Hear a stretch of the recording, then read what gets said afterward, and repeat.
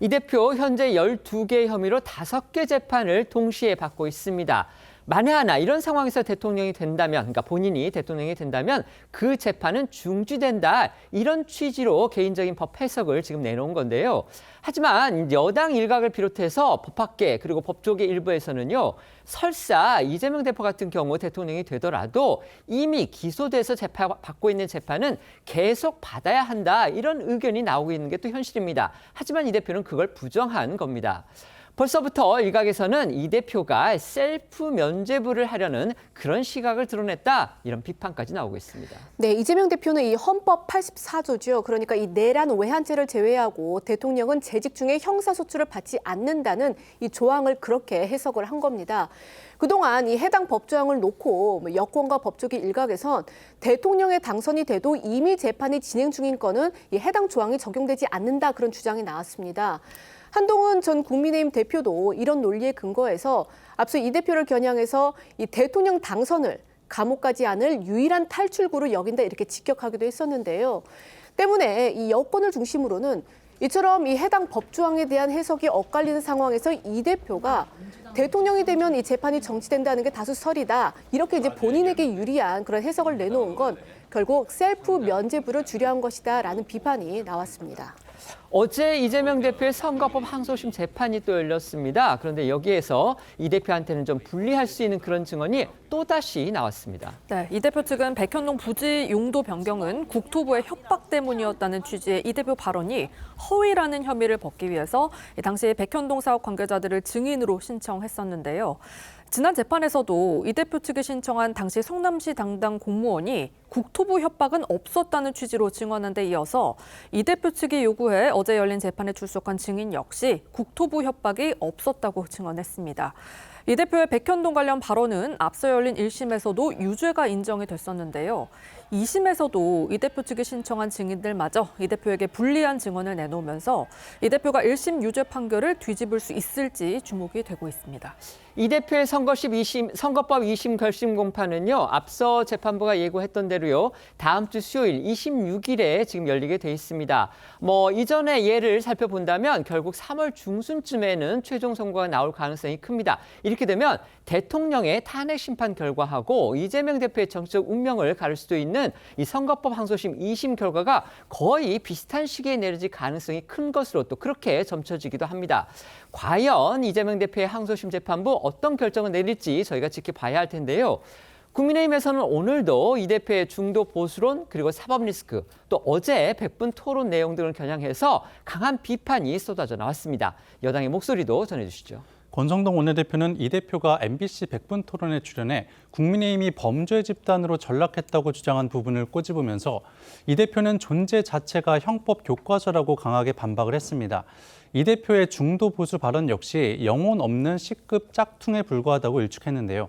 김상훈 정책위의장 역시 라디오 인터뷰에서 이 대표가 중도 보수로 위장 전입했다고 비꼬았는데요. 오늘 나온 여당 목소리 이어서 들어보시죠. 이제 와서 오른쪽을 운운하고 있습니다. 모순입니다. 민주당의 보수 정책이 베끼기는 영혼 없는 C급 짝퉁에 불과할 것입니다. 저는 이재명 대표가 좀 급발진을 하시는 것 같아요. 북한과 중국, 러시아를 적대시했다는 사유로 지금 탄핵 사유에 적시는데 과연 중도 보수라고 할 수 있을 것인지 대선을 염두에 둔 중도 보수로의 위장 전입. 여당 내부에서는요, 이 같은 비판론과 함께 이 대표가 중도 보수 주장을 꺼낸 배경을 잘 들여보고 그리고 대응해야 한다. 이거 만만하게 보고서 그냥 넘기면 안 된다. 이 같은 또 자성의 목소리가 나와서 눈길을 끌었습니다. 네, 유승민 전 의원은 어제 한 언론 인터뷰에서 민주당 대표의 입에서 중도 보수 말이 나온 건 놀라운 일이라며 이 대표는 호적을 파면서까지 중도 보수를 공략하려는 것이다. 국민의힘이 이를 만만하게 보면 안 된다고 했고요. 우리는 이 대표의 우클릭에 대해 대비하고 있냐, 우리는 뭘 하고 있냐 이렇게 꼬집었습니다. 정치학 박사인 신지호 전 전략기획부총장 역시 유 전 의원과 비슷한 취지의 우려를 했는데요. 오늘 SNS에 이 대표가 왜 중도 보수 화두를 꺼냈는지 곱씹어 봐야 한다며 국민의힘을 극으로 몰아 괴멸시키겠다는 것이다. 진정성 없는 우클릭 해프닝 정도로 치부하면 안 된다는 글을 올렸습니다. 국민의힘의 최근 행보에 대해 걱정과 우려의 시선이 있는 게 사실이라고도 덧붙였습니다. 유승민, 신지호 전 의원의 쓴소리는요, 여당 내부에서도 경청할 부분이 있다, 이런 생각도 듭니다. 과연 이제 여당이 이 부분은 또 어떻게 처리해 나갈지 저희가 지켜봐야 되겠고요. 패널들께 먼저 첫 번째 질문은요, 이재명 대표가 어제 MBC의 100분 토론에 나와서 자신의 사법 리스크와 관련해서 눈길을 끌 만한 그런 발언을 했습니다. 바로 이 부분입니다. 대통령이 되면 기소된 재판이 중지된다는 게 다수설이다, 이렇게 얘기를 했습니다. 이건 뭐 어디까지나 가정입니다. 지금 조기 대선도 아직 확정된 게 아니지만 만에 하나 본인이 대통령이 된다면 지금 받고 있는 5개의 형사재판이 모두 중단돼야 되고, 그렇기 때문에 자기는 대통령으로서 직무를 수행하는데 아무 문제가 없을 것이다, 지금 이렇게 주장하고 나선 겁니다. 물론 이건 법조계 내의 또 시각과는 좀 다른 부분도 있습니다. 법조계 일각에서는 그렇지 않다, 재임 중에는 형사소추가 되지 않지만 재임 전, 그러니까 당선 전에 이미 기소돼서 받고 있는 그 재판은 대통령이 되더라도 임기 중에 계속 그 재판은 받아야 한다, 지금 이런 주장도 나오고 있는데 이재명 대표는 그걸 부정하는 그런 주장을 내놓은 겁니다. 이거 어떻게 보십니까? 그리고 이런 주장을 내놓은 배경과 의도는 또 뭐라고 보십니까? 사실 이재명 대표가 그동안 이제 여권발로 공격이 계속 있었고, 특히 이제 이른바 사법 리스크와 관련된 여러 가지 프레임들이 있었습니다. 이재명 대표로서는 만약에 조기 대선 국면이 확실하게 열리게 된다라고 한다면 뭐 정책적인 부분이라든가 민생이라든가 이런 부분에 대한 아젠다를 선점하는 부분에 대해서는 어느 정도 준비가 되어 있다라고 생각이 들 것 같은데, 중도층 민심을 공략할 때 이른바 사법 리스크 프레임, 이 부분에 대해서는 좀 신경 쓰이지 않을 수가 없을 것 같습니다. 그래서 이 부분에 대해서 좀 이야기를 하는 것 같은데요. 특히 지금 공직선거법 관련된 항소심 재판이 다음 주면 이제 결심이 되고 뭐 3월이면 선고가 난다라고는 하지만, 이에 대해서 이재명 대표가 계속해서 뭐 무죄가 나올 것을 좀 확신하는 듯한 이야기를 하고 있습니다. 결국 크게 사법 리스크가 본인의 뭐 발목을 잡거나 또는 뭐 대통령으로서의 직무를 수행하는 데는 전혀 지장이 없다라는 것을 또 중도층에 계신 국민들께 한 번 더 보여주는 것이라고 생각이 들고요.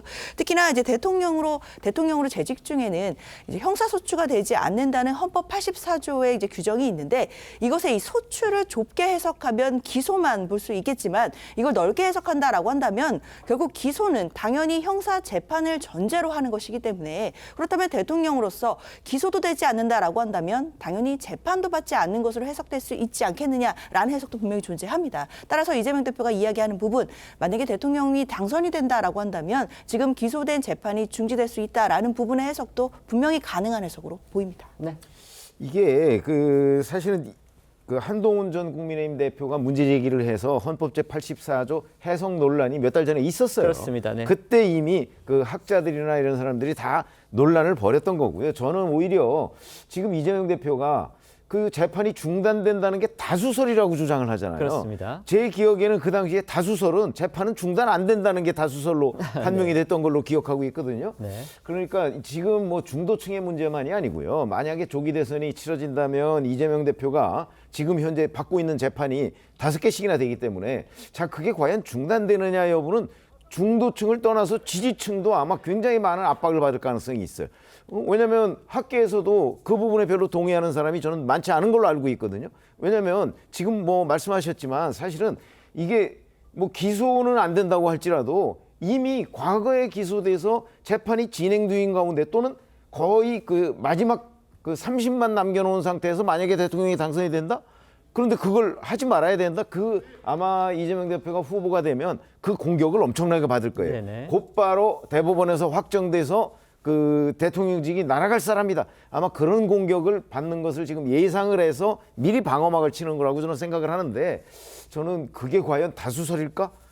글쎄 이재명 대표가 저렇게 문제 제기를 해놨으면 몇 달 전에 했던 논쟁을 다시 한번 지금 소환하는 얘기가 되거든요. 알겠습니다. 뭐가 다수설인지 아마 학계에서 논쟁이 시작될 걸로 보입니다. 네.